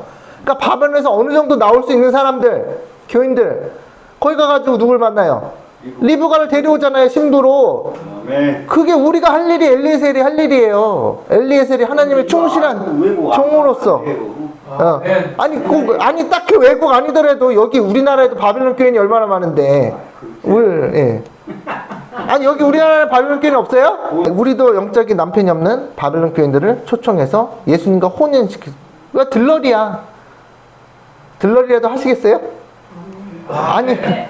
들러리 침례 요한이 들러리였잖아요. 보세요. 자, 그리스도를 위해 신부를 초대하는 기쁨이 있나 없나? 있을까요? 없을까요? 있죠. 그냥 예의상 있다고 말씀하시고 싶으시죠? 결혼은 왜 지들이 하고 내가 다 차려줘야 되나? 그렇잖아요. 요한복음 3장 29절에 침례요한이 얘기하는 겁니다. 침례요한이 신부를 취하는 자는 누구다? 신랑. 누구요? 신랑. 예수님이나 서서 신랑의 음성을 듣는 친구가 크게 기뻐하나니 누군데요 그게? 침례요한 자기가 나는 이러한 기쁨으로 충만하였느라. 침례요한의 제자들은 질투가 나가지고 예수님 쪽으로 다들 가던데요 하면서 이거 뭐 어떻게 해야 되는 거야? 조치가 취해져야 되는 거 아니야? 막 시기 부렸잖아요. 그런 사람 기쁨이 있어요 없어요? 없어요. 없어. 왜? 자기가 주인공병에 걸려가지고 내가 다 해야 돼. 내가 사야 내가 다 이끌어야 돼. 이건 내 거야. 시기심. 신부를 취하는 건 누구라고요? 예수님이라고. 예수님. 그러니까 그 예수님과 그 혼인하도록 우리가 거기서 침례요한의 역할을 하고 엘리에셀의 역할을 하라는 거예요. 그게 우리가 할 일이에요. 우리는 이미 신부고 이미 신부 되었다 치고 그래서 심판에 먼저 나아가는 거예요. 그건 이제 지금 할 얘기는 아니니까. 그래서 어떻게 돼요? 그렇게 하면 기쁘대요? 안 기쁘대요? 아니 실제로 기뻐야 되는데 그게 말로만 기쁘다고는 뭐 100번 1000번 해도 해봐야. 실제로 그 침례요한이 나는 이런 기쁨으로 뭐 하였노라? 그냥 말로만 얘기한 거예요. 그래서 침례요한이 그랬잖아요. 그는 흥하여야 하겠고 나는 쇠하여야 하겠리라. 이런 일을 하게 되면 이렇게 된다는 거예요. 그리고 뭐예요? 침례요한이 뭐 했어요? 예수님께서 어이구 그동안 고생했는데 내가 감옥에서 꺼내주마 이랬어요? 그냥 자기 일을 하고 그냥 죽었어. 아무런 열매도 못 보고 그냥 예수님 만나는 거 보고 그 열매라면 열매고 그리고 자신은 감옥에서 솔직히 기다렸어요? 안 기다렸어요? 예수님 구해주기를. 그런데 왜 예수님 안 구해주셨죠? 네, 이사야가 어떻게 죽었어요? 이사야가 열매를 봤어요? 경고하다가 그냥 죽었어요. 경고하다가 므낫세에게 경고하다가. 히스기야 친구인데 거의 히스기야 아들이 므낫세 아니에요. 경고하다 죽었다니까요. 질문했으니까 답을 해야죠. 어떤 질문? 아니 지금 왜 기뻐하냐? 침례요한이 목베임 당하고 기다렸는데 네. 왜 마지막 때에 그게 우리들도 순교할 사람은 순교해야 되니까. 그리고 그 후에 계속 중세시대 순교를 많이 했잖아요. 그 사람들에게 성경을 읽으면서 침례요한도 이렇게 목배임을 당하고 죽었는데 우리도 그 영광에 참여해야 되겠다는 그런 모본을 제시한 거란 말이에요. 바울에는 어때요? 사도 바울의 사역은 고린도후서 11장 2절. 고린도후서 11장 2절. 내가 하나님의 열심으로 너희를 위하여 열심을 내노니 내가 사도 바울이 중매쟁이야. 중매쟁이. 너희를 무엇으로요? 정결한 처녀로 한 남편인 그리스도께 드리려고 중매함이로다. 이게 우리의 사도 바울의 사역이라고요. 아멘. 사도 바울이 특화됐죠. 해외 선교에 특화된 게 사도 바울이잖아요. 예. 거기 이스라엘에 12사도 다 있었어도 그죠? 누가 특화됐어요? 누가? 바울이 특화됐잖아요. 그래서 바울이 더 성령 더 많이 받아서 신약 성경을 반을 썼잖아요. 자기가. 그러니까 이방 선교를 더 하면 더 큰 축복을 받고 더 많은 성령을 받는다는 그런 의미도 있는 거예요. 예. 자. 제자만이 오는데 없어 이제. 자. 아니 그 제가 뭐 부인한 적이 없다니까는. 예. 그들이 1장 14절 그들이 소리를 높여 다시 울더니 오르바는 그의 시몬이 입맞추되 룻은 그를 붙쫓았더라. 이렇게 써있더라고요. 근데 뜻이요 달라붙었다는 거예요. 껌딱지처럼 달라붙었다. 누구한테? 나오미한테. 이게 신기한 사람들이 있다니까. 우리는 이해하지 못할 신기한 바벨론 교인들이 있다니까요. 한번 들러붙어서 안 떨어져. 사단이 이래도 안 떨어져? 이래도 안 떨어져? 하면서 시련과 고난을 주는데도 어떤 분들은 자신 목회 안 해준다고 그냥 이렇게 다시 돌아가는 목사님들 있잖아요. 있어요 없어요? 제가 봤는데 그들 막 몰래 숨어서 안식일날 예배 드려. 그분들 자기 교회로 돌아가서 일요일날 사역하면서 그분들 있어요 진짜로. 네. 안 준다고 막 네. 아유 그게 뭐 장로직분이 아니라 목회를 못하게 하니까. 그런데 여기 보면요, 보아스가 이삭을 떨어뜨려줘. 옆으로 떨어뜨려 준다고. 수확을 하도록 도와준다고. 먹는 거지. 여기 놀랍지 않아요? 나는 그 이상인 줄 알았어. 아, 그 이삭. 살아가는. 곡식 이삭을 룻이 와가지고 죽는데 죽게 해줘야 안 해줘요? 네. 싹 걷어가요? 야, 우리 영혼들 손대지 마, 우리 교인들 손대지 마. 싹 걷어가요? 아니면은 일부러 뜻 뿌려줘, 그렇게. 냉겨놔. 그 우리가 배워야 될 거예요, 그게. 예수께서 12제자에게 이르시되 너희도 가려느냐? 빵 안 준다고 이제 그 다음날 5,000명 먹이신 다음에 그 다음날 빵 안 준다고 사람들이 막 불평하니까 너희도 가려느냐? 뭐라 그래요? 시몬 베드로가 대답하되 주여 영생의 말씀이 주께 있사오니 우리가 누구에게로 가오리까? 룻이 똑같아요. 룻이 영생의 말씀이 있으니까 가요 안 가요? 달라붙는다니까. 그런 영혼들이 있다는 거니까 우리가 찾아야 된다고 이렇게. 그런 데 오면 우리가 좀 섭섭해져도 안 간다니까요. 잘해줘야 되지만 안 간다니까요. 그런 사람들을 찾아야 되는 거예요, 기도해서. 아멘. 룻이 이르되 내게 어머니를 떠나며 어머니를 따르지 말고 돌아가라 강권하지 마옵소서. 어머니께서 가시는 곳에 나도 가고. 우리가 저기 어린 양은 아닌데, 우리가 어린 양은 아니잖아요. 어린 양이 어디로 가시든지 따라가는 자들이 나오잖아요. 근데 우리가 어린 양이 아닌데 나오미한테 살짝 달라붙어가지고 어머니께서 머무시는 곳에서 나도 머물겠나이다. 어머니의 백성이 나의 백성이 되고 어머니의 하나님이 나의 하나님이 되시리니. 이게 놀라운 겁니다. 아이고, 보세요. 울면서 성경에 써있어요. 울면서. 그러니까 할머니가 어쩔 수 없이 데리고 와야 돼. 제가 보니까 룻의 믿음이 더 좋아. 나오미는 이제 아유 내가 너를 어떻게 데리고 사니, 이거 큰일 났다. 남자라면 저기 머슴으로 써가지고 농사라도 시키는데 입을 하나 붙이고 들어오는 거예요. 그죠? 룻이 믿음이 더 좋다니까. 룻 때문에 살살 나오기가 있네. 예. 그걸 모르고 지금 걱정해 죽겠죠. 예. 어머니께서 죽으시는 곳에 나도 죽어 거기 묻힐 것이라. 만일 내가 죽는 일 외에 어머니를 떠나면 여호와께서 내게 벌 내리시고 더 내리시기를 원하시나이다 하는지라. 이상해, 머릿속이. 막 절대 안 가. 절대 안 간다니까. 나오미가 룻이 자기와 함께 가기로 뭐예요? 굳게 결심함을 보고 그에게 말하기를 그치니라. 십자가에 옷을 박아버렸어요. 자, 리뷰 앤 헤럴드 1899년 2월 14일. 우리는 은혜의 보좌로 나아갈 수 있을 것이며 언약의 무지개를 바라보면서 통회하는 마음으로 무릎을 꿇고 영적인 열성을 가지고 하늘나라를 구할 수가 있을 것이다. 근데 누가 그랬다고요? 룻이 울면서 막 붙잡았다니까요. 절대 안 건한다. 여러분 그러셨어요? 그런 적 있어요? 절대로. 그러면 그 열성은 뭘 가져와요? 보아스가 기다리고 있었다니까요. 빨리 오라니까. 막 보아스 나이 먹기 전에. 야곱처럼 육신의 힘을 들여서 그렇게 할 것이다. 야곱은 어떻게 열성을 했냐? 밤새 씨름했어. 밤새 주의 천사와 자기 힘을 어떻게 한번 이겨보려고. 그러니까 예수님께서 큰 은혜가 뭐예요? 한도를 쳤죠. 뼈를 그냥 부러뜨려 버려요. 우리도 부러져야. 우리 뼈가 지금 말씀하시는 우리 뼈가 부러져야 된다니까요. 자기 힘으로 그냥 애를 그냥 죽는 애를 써. 밤새도록 쓴대. 밤새도록. 큰일 난다니까요. 그러다 뼈가 부러져야 돼요. 그러면 교훈이, 예수님께 교훈이 뭐예요? 아이고 그냥 힘을 그냥 천하 장사 나셨어. 아주 뼈를 부러뜨려 버려요. 그러니까 어떻게 해요? 쩔뚝쩔뚝 거리잖아요. 에서 앞으로 나갈 때 에서가 쩔뚝쩔뚝 거리는 모습을 보고 불쌍히 여기는 마음을 품었대요. 에서가 왜 찾아왔지 처음에? 포옹하려고? 키스하려고? 죽이려고 400명을 데려왔다니까요. 그런데 자기 동생이 쩔뚝쩔뚝 하면서 나오는 거야. 그럼 하나님, 예수님께서 잘 부러뜨렸죠? 그잖아요. 예수의 예?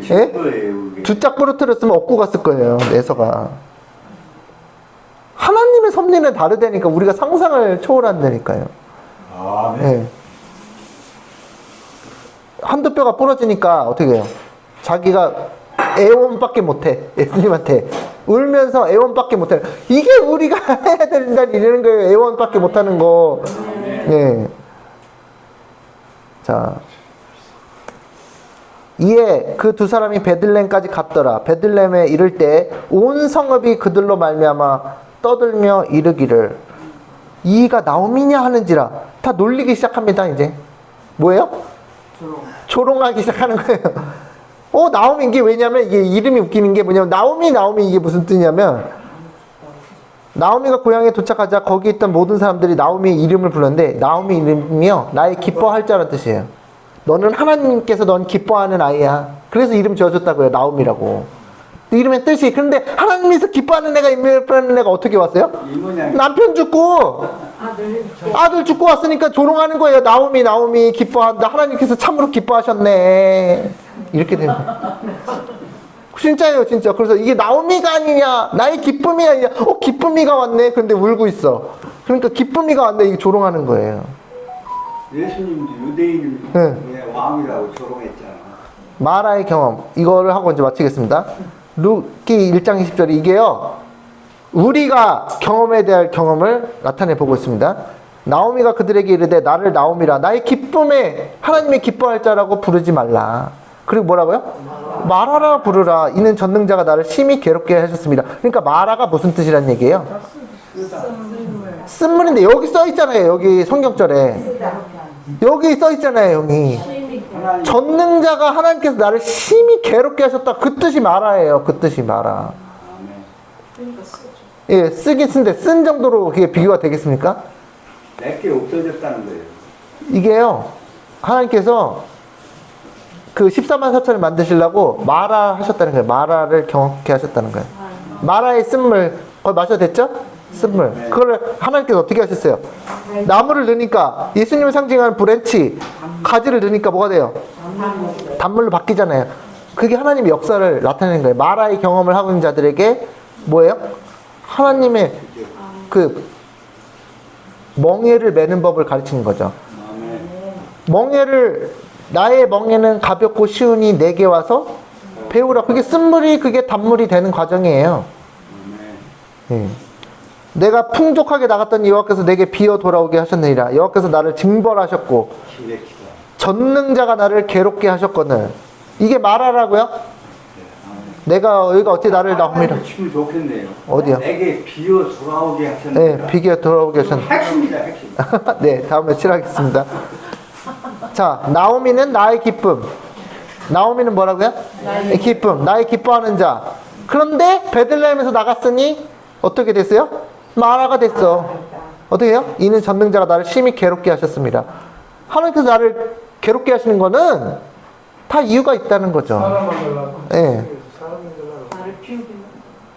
이 나오미가 자신을 마라로 부르라고 한 이 말은 큰 의미가 있어요. 왜냐하면 다니엘 10장에서 예수님이 대제사장 되신 영광의 모습을 보았을 때 그 장면을 본 것이 바로 마라의 경험을 대표하는 장면이기 때문입니다.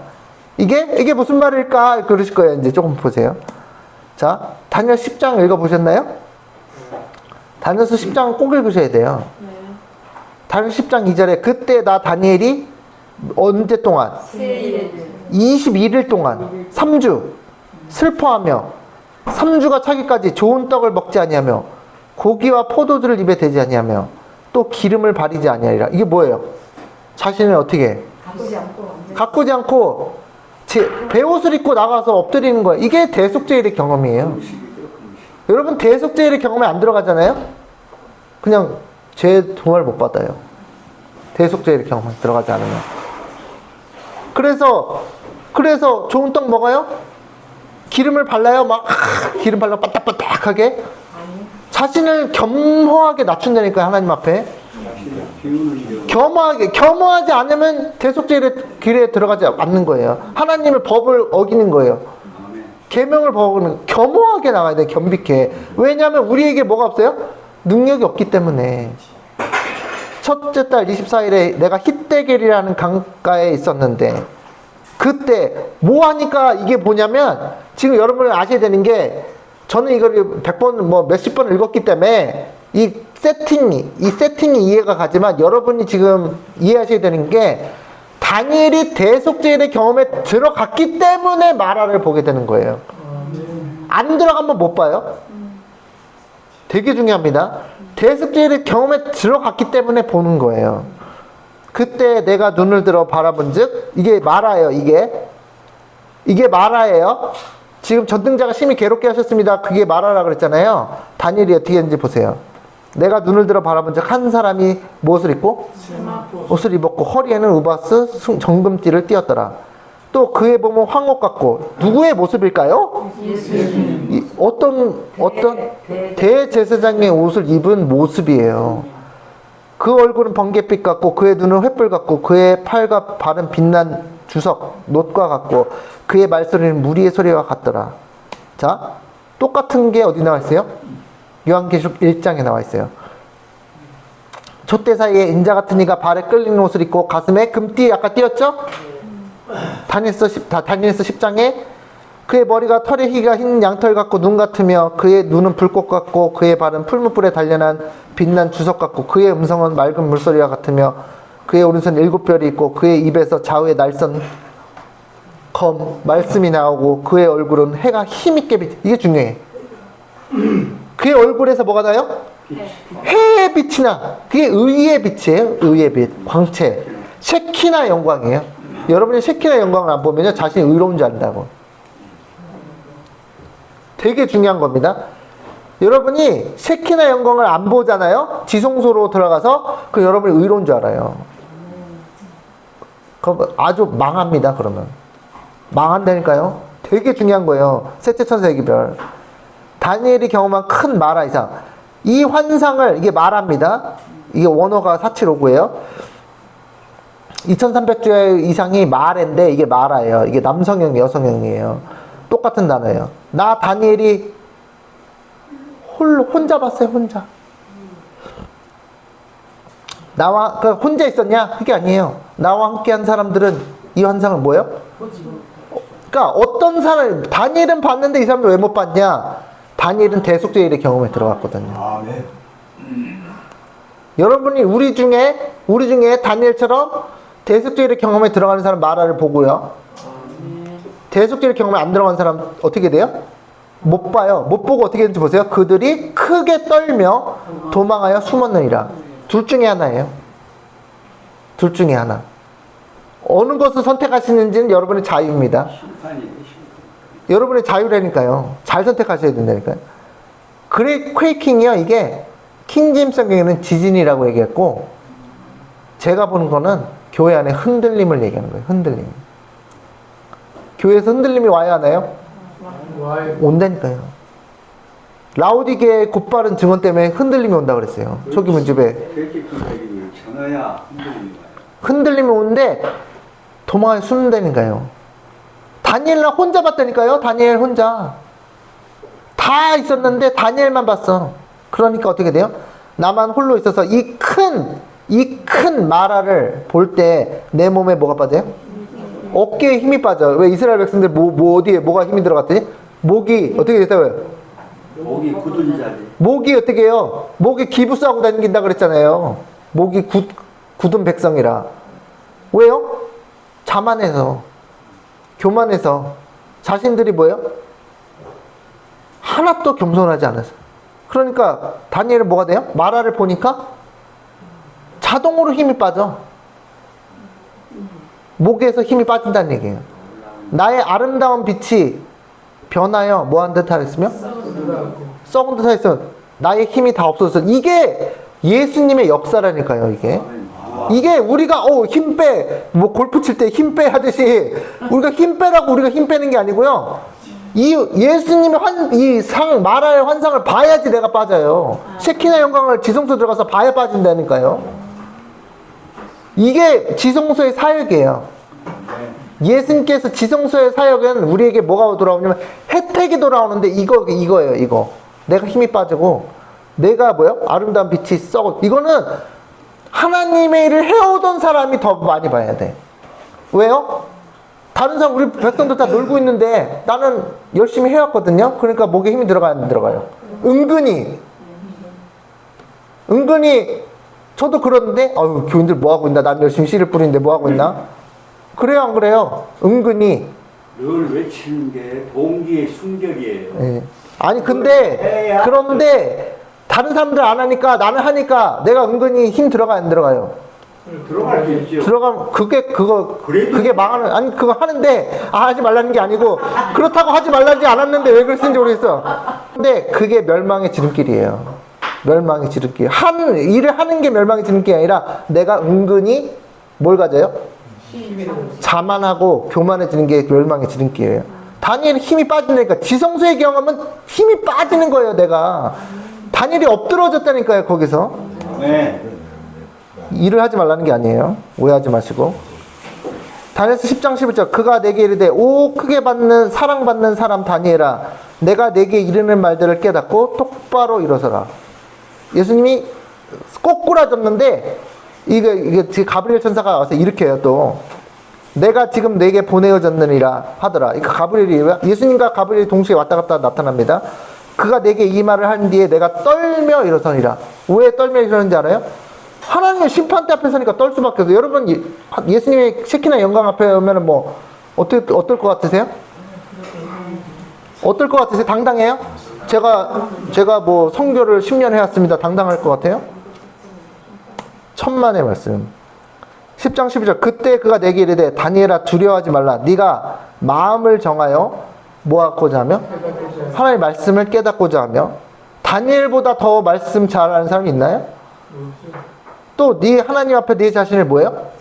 징계 아나예요. 아나 이게 히브리어로 아나 중요합니다. 한 첫날부터 그분께서 네 말들을 들으셨나니 기도를 들으셨나니 내가 네 말들로 인하여 가브리엘이 날아왔어요. 가브리엘이. 다니엘이 어떤 거냐면 이게 아나라는 이 히브리어가요. 레위기 16장에 있어요. 이날에 너희를 위하여 속죄하여 너희를 어떻게 해요? 정결하게 하리니 너희가 모든 죄에서 너희가 여호와 앞에 정결하리라. 대속죄일의 규례예요. 대속죄일. 레위기 16장. 이는 너희에게 안식일 중에 안식일인즉 아니 우리 안식일 지키는데 안식일 중에 안식일이 대속죄일이다. 너희는 스스로 뭐예요? 이게 아나예요. 아까 전에 징계하기로 스스로 뭐 하라고요? 괴롭게 할지니 영원히 지킬 규례라. 스스로 괴롭게 안 하잖아요. 어떻게 돼요? 그날 끊쳐진다니까. 이스라엘에서 대속죄일의 규례가 나타나 있는 레위기 16장에서 너희를 스스로 괴롭게 할지니 이 구절은 다니엘서 10장에서 다니엘이 스스로 자신을 징계한 그 단어와 동일한 단어이다. 다시 말해서 다니엘이 하나님 앞에서 자신을 징계하며 대속죄일의 경험을 하고 있을 때 예수님께서 그에게 큰 마라 환상을 보여주셨고 다니엘은 그 예수님의 영광스러운 모습 앞에 겸비케 되어 어떻게 돼요? 엎드러진다니까. 이 경험을 못하면 죄가 도말이 안 돼요. 대속죄일에 우리가 봐야 하는 것은 성경상 성화를 체험한 마지막입니다. 성화를 체험한 사람은 누가 있냐면 뭐 한대요? 겸손한 정신을 나타낼 것이다. 성결의 두려운 위험을 목격한 사람들은 누구처럼요? 모세처럼 무한하신 하나님의 순결하심과 완전하심에 비하여 그들 자신의 뭐예요? 무가치함을 깨닫게 된다. 이거 봐야지 안다니까. 안 보면 지성소에서 시키는 영광 안 보면 자기가 의로운 줄 안다고요. 여러분 모세보다 일 많이 하셨어요? 조금 아니 모세보다 일 많이 하셨어요? 조금 모르죠. 선지자 다니엘은 뭐라고 했어요? 참된 성화의 모본이었다. 그의 일생은 그의 주님을 위하여 바친 고상한 봉사로 어떻게 돼 있었다? 가득 차 있었다. 여러분 다니엘보다 뛰어나세요? 저걸 봐야 돼요. 아니 다니엘보다 열심히 하셨어요? 아니요. 조금 다니엘이 앞에서 썩은 듯 하였다니까. 놀고 저렇게 한 게 아니에요. 그는 하늘의 은총을 크게 받은 사람이었다. 그러나 이 존경받는 선지자는 자신의 순결과 성결을 주장하는 대신에 아니 주장할 만하다니까요. 사자굴에서 살아나서 내가 사자굴에서 살아나온 사람이야 이 사람들아 이랬다니까요. 근데 다니엘이 어떻게 했다고요? 자기 아름다운 빛을 갖고 있다고 했잖아요. 지금 아까 전에 나의 아름다운 빛이 내가 나의 썩은 빛이 더 썩었으면 이랬어요? 아니 그러니까 다니엘이 내가 사자굴에서 나온 사람이라고 막 자신감 있어서 봤는데 세키나 영광을 보니까 자기 그 의가 썩었다니까요. 아멘. 이거를 모르면 이걸 못 깨달으면 이게 큰일 납니다, 이거. 자신의 순결과 성결을 주장할 만 하잖아요. 다행히 그 사적을 들어갔다 나왔잖아요. 그러니까 얼마나 할 말이 많겠어요. 우리 여기 오면 우리가 다 들어야 되지. 감정을 내주세요. 그런데 뭐라 그래요? 쉐키나 영광을 보는 순간 어떻게 돼요? 자신을 죄 많은 이스라엘의 한 사람으로 간주하고 그냥 말만 그랬어요? 실제로 그랬다니. 실제로 겸비게 되었다니까. 그러니까 우리가 다 똑같아. 똑같은 성장인데 쉐키나 영광을 보면 그렇게 된다는 거예요. 아멘. 이게 우리가 그렇게 하라는 게 아니라 쉐키나 영광을 보면 자동으로 그렇게 수그러진다는 거예요. 자동으로. 그래서 지성소로 들어가야 된다는 얘기예요. 아멘. 자기 백성을 하나님께 탄원하였다. 우리가 주의 앞에 간구하는 것은 우리의 의를 의지해요? 우리의 의를 의지해요? 내가 씨 뿌리기 10년 한 걸 의지해요? 하는 것이 아니요. 주의 큰 긍휼을 의지하여 함이니이다. 우리가 범죄하였고 악을 행하였나이다. 그는 다시 내가 이같이 말하여 기도하며 내 죄와 다니엘 죄가 무슨 죄가 있어요? 다니엘이 얘기하는 거라니까요. 죄가 여러분이 죄가 없는 것 같아요? 안식을 지키니까 10계명 다 지키는 것 같아요? 쉐키나 영광 앞에 서면 제가 다 드러나 버린다니까요. 즉 그래서 지성소 기별이 셋째 천사의 기별이 완전 다른 기별이에요. 기도하며 내 죄와 내 및 백성의 이스라엘의 죄를 자복하나이다라고. 다니엘이 뭐 자복할 죄가 있어요? 우리가 안 봤으니까 모르겠지만 엄청 많죠. 네. 고상한 게 우리가 어때? 비교해서 우리가 다니엘과 비교해서 우리 죄가 더 많으면 더 많았지. 똑같아요. 그 후에 하나님의 어떻게 해요? 자복하니까 대속죄의 경험으로 들어가니까 어떻게 해요? 하나님의 아들이 나타나. 이게 마라라니까요. 이게 마라. 교훈을 주셨을 때 그는 내 몸에 뭐예요? 이거 여러분이 빼는 게 아니. 쉐키나 영광을 지성소의 영광을 바라볼 때 자동으로 빠지고 겸비게 되는 대속죄의 경험에 그렇게 참여하는 거예요. 나의 아름다운 빛이 다니엘이 자기가 아름다운 빛이라고 생각을 했다니까. 여러분들 우리도 똑같이 그럴 수 있다니까요. 우리가 어떤 일을 해왔어. 내가 뭐 이렇게 했어. 내가 하나님께 뭐 헌금을 이만큼씩 해왔어. 뭐 이만큼 해왔어. 이럴 수 있다니까. 그래서 내가 아름다운지 안다니까. 그런데 뭐 하라는 거야? 지성소의 영광을 들어가서 쉐키나 영광 봐봐라. 그게 아름답나. 썩었다니까. 이사야는 뭐라 그러는지 알아요? 일하지 않는 백성, 회개하지 않는 백성과 자신이 똑같은 정죄, 선고 아래 있다는 걸 발견하고 하야로다 망하게 되었다 그랬다니까. 여러분 지금 재림교회 안에 백성들 일 안 하니까 그들은 불의하고 우리는 일하니까 의로운 것 같죠? 똑같다는 거예요. 지성소 앞에서. 자신들의 상태가 그렇다는 거예요. 자신의 상태가. 일을 하고 있든 안 하고 있든 똑같다는 거예요. 선지자거든요. 이사야 선지자, 다니엘 선지자. 근데 일반 백성들이 똑같은 선고 아래 있었다니까요. 지성소 앞에서. 예, 다 끝나갑니다. 되게 중요한 거예요. 제가 그래서 목소리를 높였습니다. 욥이 어땠어요? 욥 아세요? 욥 이야기. 폭풍 가운데서 주님의 음성을 듣고 내가 스스로 하나요. 이거는 미화됐어, 말씀이. 여기 뭐라고 했어요? 어포가 멸시하다, 혐오하다는 뜻이에요. 내가 스스로 내 자신을 혐오하고. 왜? 여호와의 영광 앞에 서니까 자신을 혐오할 수밖에 없다니까. 썩어버렸다니까. 그래서 티끌과 재 가운데서 뭐 했어요? 회개했다니까요. 이 화이프니 쓴 거예요. 또 이사야는 스랍들이 주님의 영광을 보고, 쉐키나 영광을 보고 스랍 천사들이 어디에요? 체루빔, 세라핌, 그죠? 스랍들이 주의 영광을 보고 거룩하다 만군의 여호와여 하고 창하는 소리를 듣고도 뭐라 그랬다고요? 그 영광에 압도돼가지고 화로다, 나의 망하게 되다. 내가 선고를 받았구나. 내가 하늘 심판장에서 내가 죄인이라고 심판을 받았겠구나. 이사야가 누군데요? 선지자라니까요. 여러분 선지자 계세요? 여기 중에? 선지자도 하물며 자기가 일반 백성들과 똑같은 선고 아래 있다고 여기는데 우리가 뭐라고 우리가 우리의 의를 내세워요. 내세우긴. 셋째 천사의 기별을 똑바로 이해해야 됩니다. 바울은 뭐라고 그랬어요? 바울보다 전도 많이 하셨어요? 사도 바울보다 전도 많이 하셨어요? 신약 성경을 반을 쓰셨어요? 바울은 뭐 어디 하늘로? 셋째 하늘로 이끌려가서 사람의 말로 표현할 수 없는 말을 들은 후에 하나님의 영광을 본 후에 자기 자신을 가리켜 모든 성도 중에 지극히 작은 자보다도 더 작은 나라고 말하였다. 내세우고 사도 바울보다 더 열심히 하셨냐고요. 우리 모두가 얼마나 부족한지. 예수님의 품에 안겨서 사랑을 받은 사도 요한은 어땠어요? 사랑의 사도 요한. 예수님의 셰키나 영광을 보고 어떻게 됐다고요? 천사의 발 앞에 엎드려서 죽은 것 같이 되었다. 죽어야 된다니까요, 그냥. 영광을 봐야지 죽어. 근데 안 보면 안 죽어. 그게 중요한 거예요. 셰키나 영광 안 보잖아요? 지성소를 안 들어가잖아요? 자신 의로운지 안다니까요. 갈바리 그 십자가의 그늘 밑을 걸어가는 사람들은 뭐 하거나? 자고하거나 자신을 높이거나 죄에서 해방되었다고 으스대는 주장을 할 수 없다. 내가 일 좀 해. 너희들은 왜 안 해? 야, 우리는 10년을 했어. 으스댄다니까요. 망하는 지름길이에요. 한번 계속 해보세요. 그렇게 망하나 안 망하나. 그들은 하나님의 아들의 심장을 파열시킨 고뇌의 원인이 누구의 죄요? 자기들의 죄였다는 것을 느끼며 그런 생각이 그들을 스스로 겸비하게 할 것이다.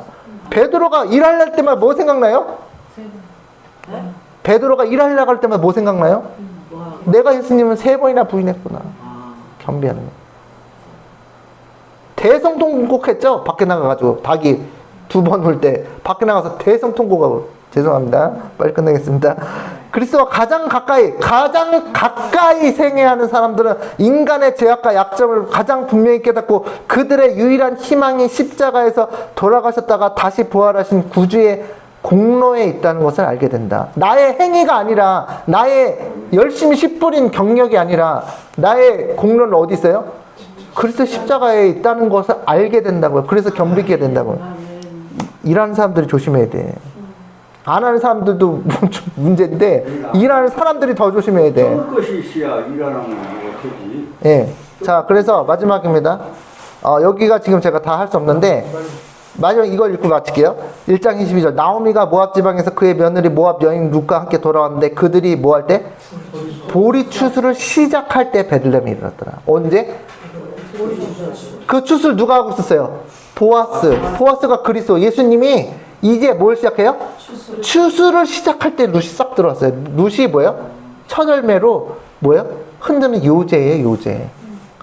룻이 보리라고요, 보리. 추수할 때 들어와가지고. 그리고서 뭐예요? 추수를 같이 해. 같이 추수하면서. 그래서 어디까지 가요? 7번. 맥추절이 7번 안식일을 지나면요, 오순절이 와요. 거기까지 다 수확해요. 그래서 우리 모두가 겸손하고 겸비한 마음으로 그냥 안 돼요. 그냥 안 되고 뭘 봐야 돼요? 지성소의 셰키나 영광을 봐야지 겸비해진다니까는.